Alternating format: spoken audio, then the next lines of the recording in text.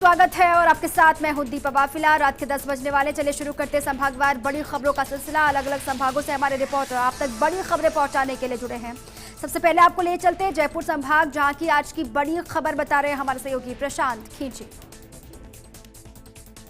राजस्थान में आज एक दिन में कोरोना पॉजिटिव केस का नया रिकॉर्ड सामने आया है। पिछले 24 घंटे में 480 नए केस पॉजिटिव मिले हैं। वहीं 7 मरीजों की मौत हुई है। जिलेवार आंकड़े की बात करें तो धौलपुर में 3, भरतपुर, झुंझुनू, सीकर में एक मरीज की मौत हुई है, जबकि राज्य से बाहर 1 मरीज की मौत हुई है।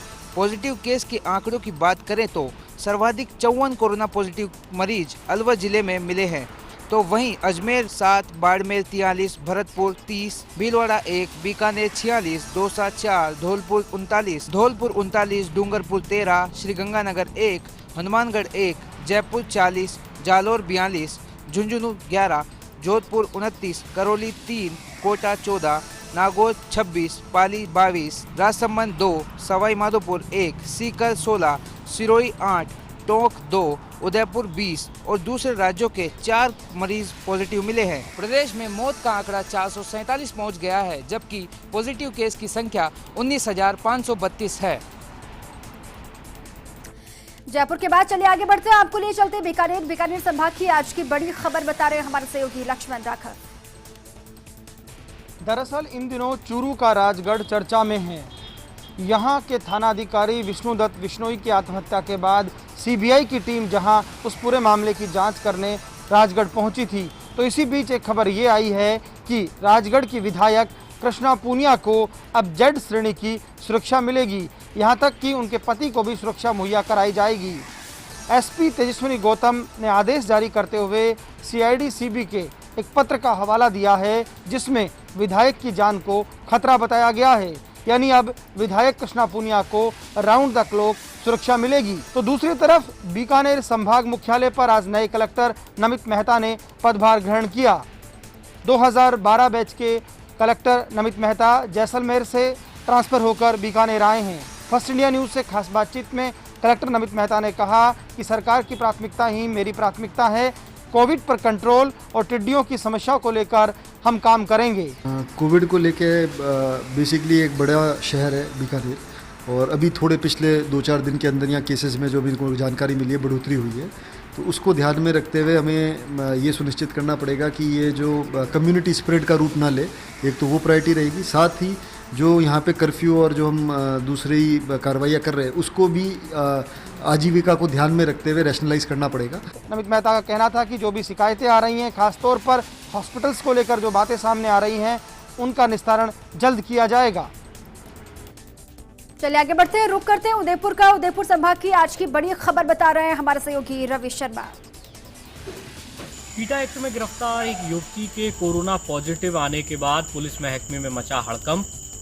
कार्रवाई में शामिल रही एक महिला डीएसपी और 2 थानाधिकारियों सहित करीब 1 दर्जन से ज्यादा पुलिसकर्मियों को किया गया है क्वारंटीन। इसके अलावा क्लोज कॉन्टैक्ट्स में आए पुलिसकर्मियों की कराई गई कोरोना जांच। उदयपुर में 1 जुलाई को हुई पीटा एक्ट की कार्रवाई में गिरफ्तार युवतियों में से एक की जांच रिपोर्ट कोरोना पॉजिटिव आई है। युवती की रिपोर्ट कोरोना पॉजिटिव आने के साथ ही पुलिस विभाग में हड़कंप मच गया। कार्रवाई में शामिल हुई डीएसपी चेतना भाटी, सुखेर थानाधिकारी डीपी दादीच, घंटाघर थानाधिकारी भवानी सिंह सहित 1 दर्जन से अधिक पुलिस जवानों को क्वारंटीन करना पड़ा। साथ ही संपर्क में आए सभी पुलिस जवानों की कोरोना जांच भी कराई जा रही है। एडिशनल एसपी गोपाल स्वरूप मेवाड़ा ने साफ किया कि सुखेर थाना क्षेत्र के राम लखन होटल में हुई पीटा एक्ट की कार्रवाई में पुलिस ने देह व्यापार में लिप्त 4 युवतियों को गिरफ्तार किया था, जिनमें से आज एक युवती की रिपोर्ट पॉजिटिव आई। दरअसल इस घटनाक्रम के बाद पुलिसकर्मी खासे सख्ते में हैं और ये मामला इसलिए भी ज़्यादा गंभीर हो जाता है क्योंकि इससे पहले भी गोवर्धन बिलास थाना इलाके में हाईवे पर लूट की वारदात को अंजाम देने वाले 5 आरोपियों में से 2 आरोपी कोरोना पॉजिटिव पाए गए थे, जिसके बाद क्लोज कॉन्टैक्ट्स में आए थाने के स्टाफ को क्वारंटीन किया गया। और ऐसे में अब पुलिसकर्मियों को और पुलिस के अधिकारियों को संवेदनशीलता और सतर्कता के साथ कार्रवाई करने को मजबूर होना पड़ रहा है। उदयपुर के बाद अब चलिए आगे बढ़ते हैं, आपको लिए चलते हैं जोधपुर संभाग की आज की बड़ी खबर बता रहे हैं हमारे सहयोगी राजीव गौड़। कोरोना काल में अपनी जान जोखिम में डालकर ड्यूटी देने वालों के सम्मान का सिलसिला आज भी जारी रहा। लाल बूंद जिंदगी रक्षक सेवा संस्थान की ओर से जोधपुर के होटल अभय डेज में आयोजित किए गए इस कार्यक्रम में राजस्थान उच्च न्यायालय के न्यायाधिपति मनोज कुमार गर्ग मुख्य अतिथि रहे, जबकि संरक्षक डॉक्टर नगेंद्र शर्मा और राष्ट्रीय अध्यक्ष रजत गौड़ के अलावा राष्ट्रीय सचिव रवि तिवारी ने भी शिरकत की। इस दौरान चिकित्सा के अलावा पत्रकारिता जगत से जुड़ी प्रतिभाओं को सम्मानित किया गया। तो खास तौर पर कोरोना पीरियड में ड्यूटी देने वाले मथुरादास माथुर अस्पताल के अधीक्षक doctor M.K. Aseri, trauma centre प्रभारी डॉक्टर विकास राजपुरोहित, वरिष्ठ फिजिशियन डॉक्टर श्याम माथुर के अलावा एडिशनल SP निर्मला बिश्नोई सहित कई प्रतिभाओं का सम्मान किया गया। इस अवसर पर जस्टिस मनोज कुमार गर्ग ने इनसे प्रेरणा लेने के लिए आह्वान भी किया और कहा कि जब उन्होंने अपने जान जोखिम में डालकर कोरोना के वक्त पर सेवाएं दी तो इनसे सीखने की जरूरत है। वहीं इस संस्थान से जुड़े पदाधिकारियों ने स्पष्ट किया कि इस काल में जिन जिन लोगों ने सेवाएं दी उनके सम्मान का सिलसिला भी आगे भी जारी रहेगा। चलिए आगे बढ़ते हैं, आपको ले चलते हैं अजमेर संभाग की आज की बड़ी खबर आप तक पहुंचा रहे टोंक से हमारे सहयोगी जियाउद्दीन खान। टोंक के एडीजे सेशन कोर्ट में सुरक्षा गार्ड पर तैनात पुलिस कांस्टेबल के आत्महत्या करने का मामला सामने आते ही पुलिस महकमे में हड़कंप मच गया। सूचना पे पुलिस के आला अधिकारी मौके पर पहुंचे तो वहीं परिजनों ने पुलिस अधिकारियों पर कांस्टेबल को प्रताड़ित करने का आरोप लगाया। दरअसल मृतक कांस्टेबल प्रेमचंद एडीजे कोर्ट में सुरक्षा गार्ड के तौर पर तैनात था। बीती रात को उसकी ड्यूटी लगाई गई थी। जब सुबह उसकी ड्यूटी ख़त्म हुई तो वो अपना चार्ज अपने साथी कांस्टेबल को देकर कोर्ट परिसर में ही पेड़ पे रस्सी से फंदा लगाकर आत्महत्या कर ली। घटना की सूचना मिलते ही ASP विपिन शर्मा और CO चंद्र सिंह रावत मौके पर पहुंचे। न्यायिक अधिकारियों को मौके पर बुलाया गया। इस दौरान परिजनों को भी घटना की सूचना दी गई। जब परिजन मौके पर पहुंचे तो उन्होंने पुलिस के अधिकारियों पर प्रताड़ित करने का आरोप लगाया। वहीं पुलिस के आला अधिकारियों का ये कहना है कि प्रारंभिक तौर पर यह मामला आत्महत्या का माना जाता है। फिलहाल इस पूरे मामले की जांच की जा रही है, क्योंकि पिछले कई दिनों से जो मृतक प्रेमचंद गुजर था वो डिप्रेशन का शिकार चल रहा था और उसका इलाज भी चल रहा था। लंबी और थका देने वाली राजस्थान पुलिस की ड्यूटी के चलते जवान अब अवसाद में नजर आ रहे हैं, जिसके चलते पूरे प्रदेश में लगातार एक के बाद एक सुसाइड के मामले सामने आ रहे हैं। ऐसे में अब देखना यह होगा कि पुलिस महकमा जवानों का मनोबल बढ़ाने के लिए और अवसाद से निकालने के लिए किस तरह की तैयारी करता है। अब चलिए आगे बढ़ते हैं, रुक करते हैं कोटा संभाग की आज की बड़ी खबर बता रहे हैं हमारे सहयोगी सचिन ओझा। एजुकेशन सिटी में परीक्षा को लेकर खड़ा हुआ बवाल।